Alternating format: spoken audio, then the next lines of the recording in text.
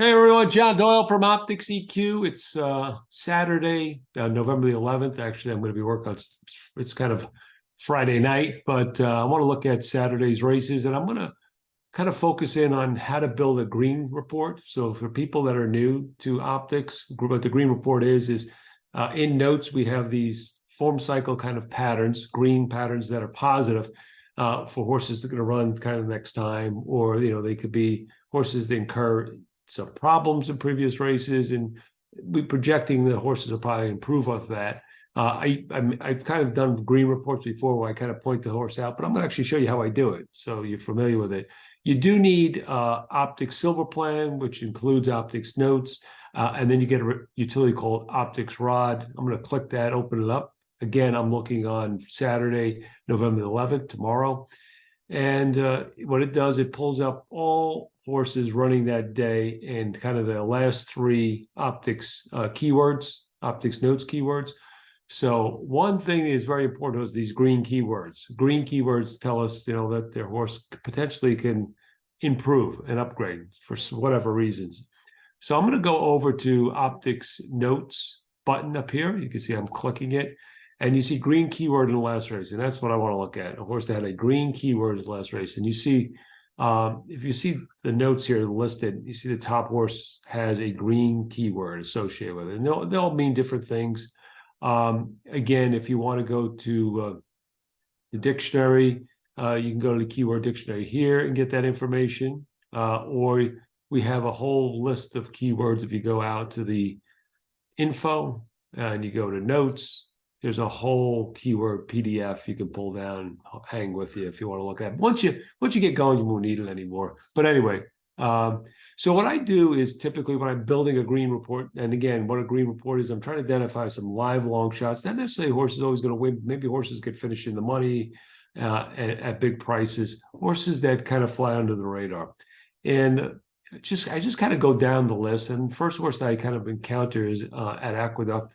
The number 5 Winning Drive. This horse is running in the 4th race, and the green keyword is kickback. And in this case, the horse has two green keywords in a row. So this is a horse that encountered, it was against the bias, got minor kickback, still closed against the bias, 2 races back around really well, and then got drowned and kicked back the last time out. So if you want to go to the actual plot of that horse, you click this little circle button here. Then I'll bring up the plot. Just one thing you might want to do is just do our summary and just kind of see where the horse kind of fits in terms of the race. You don't want to be betting into horses that maybe are completely outclassed or it's too slow. In this case, this horse fits kind of on class. There's 0 there, so it's like you kind of in median, saying he's a little below on plot, a little above, maybe a little bit more above on speed. So this horse fits the criteria. The plot's a little bit deep from quadrant 4 with a race with low contention speed rating, but nonetheless, this is a horse you want to kind of look at, drill down, try to understand a little bit more. If you want to bring up the grid on this horse, you click grid. The one good thing, again, for people that are new, all our products are connected together. So if you buy them, if you have access to them, you'll get them, and it's pretty neat, the fact that you don't have to get out and go into something new. And you can see this is a horse that, again, had kickback in his last race.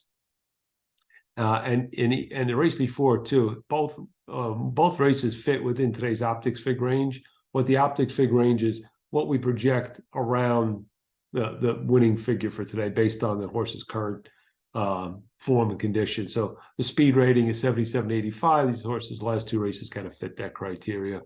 So it's a horse that's pretty good form, despite having some issues with trouble in the last couple of races. Now, he does get a jockey off, so Silvera is on him for Franco, which is a negative. Franco's, so that's something else to look at.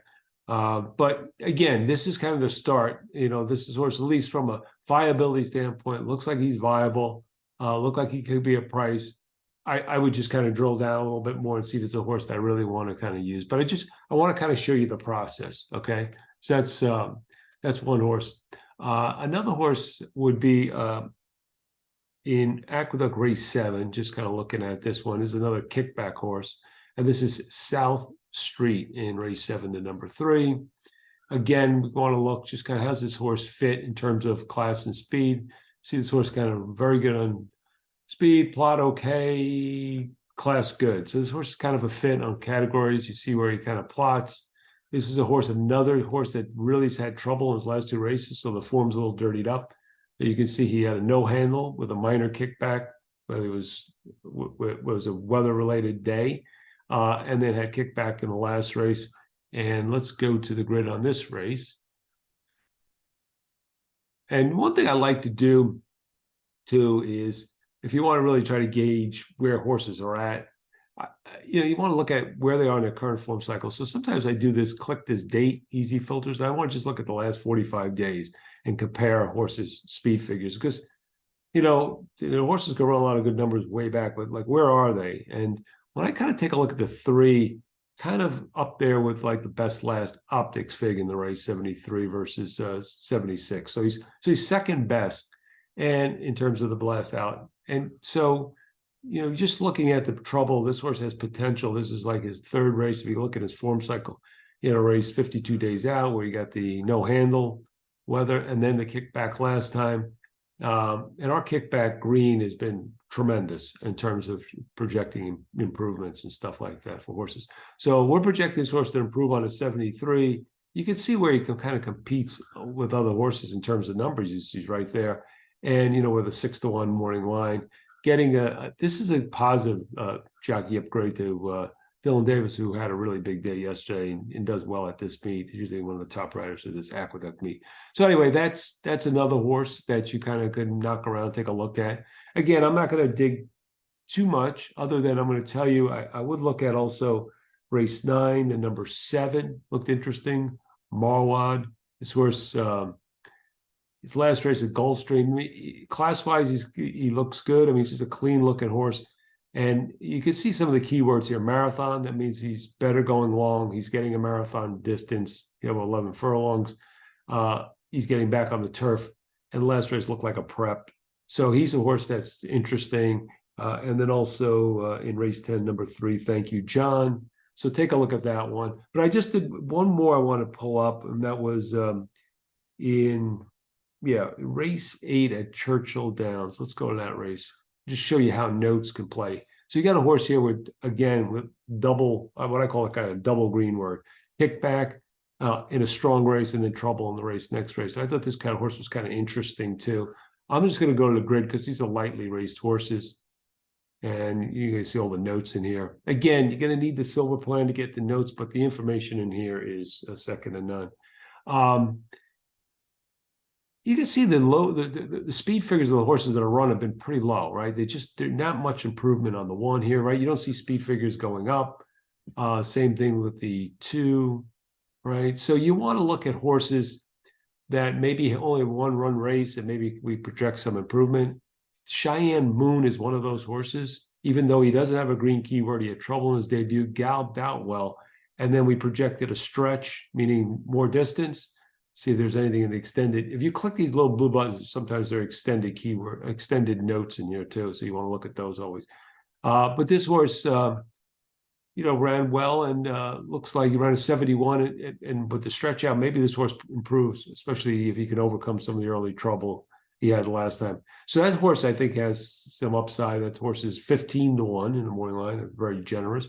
And you can see him. His last race competes in numbers, right? With the 71 is probably, I guess, the highest number in the last race. So that horse is interesting.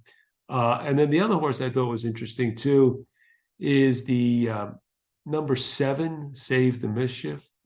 This horse was an off the turf for a better than looked effort.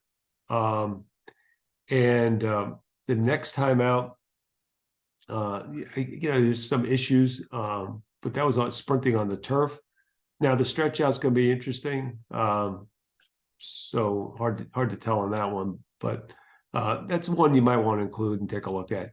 The other one that was very interesting at a big price, the 15-1, was the horse right below Cheyenne Moon, which is extremely gruntled. A lot of negative names in this race, but this horse had a kickback in his debut, and it was a very strong race. That race came back very strong. That race was strong. Just it was a high number. high pace number, high speed, high pace number. And this horse got kicked back in that race. It can kind of be a little bit forgiving, still around a 71, which is tied for the best last out figure. So that puts her right there. These are 2-year-olds, they're constantly improving. And then had major trouble trying to go long on the turf last time. And the projection here is to drop. Now, this is not necessarily a drop, but if you could just see how low kind of the Optics fig range here is, it kind of is. So if we can get this horse back on dirt, project the improvement we expected the first time after the kickback race, get back on the right surface, this horse has a big chance if able to improve off that 71, where you're seeing other horses not showing much improvement in subsequent races. So lightly raised horses here with some interesting keywords would be the number 4 and the number 5. And I think I mentioned also, the number 7, but some of the, again, this is another horse better than looked at for an debut and then switch over to the turf. But that horse is stretching out. There's no kind of stretch out there. So that one's a little bit more iffy, but still someone you can consider. But 4 and 5 are interesting. And again, we get through that through notes. So I think it just kind of pops. And once you get using notes, you'll get more familiar with this and feel more comfortable doing it. That's it. That's all I wanted to kind of discuss with you. Again, using Rod, trying to identify some horses with some positive form cycle data and be able to get to it quickly, and then kind of take a look at, can the horse compete? If we're projecting some improvement, the horse can compete. It could be logical. And again, you saw the prices on some of these horses. We're not talking about favorites, right? We're talking about horses, at least from a morning line perspective. Now, the morning lines could be off. We know all that.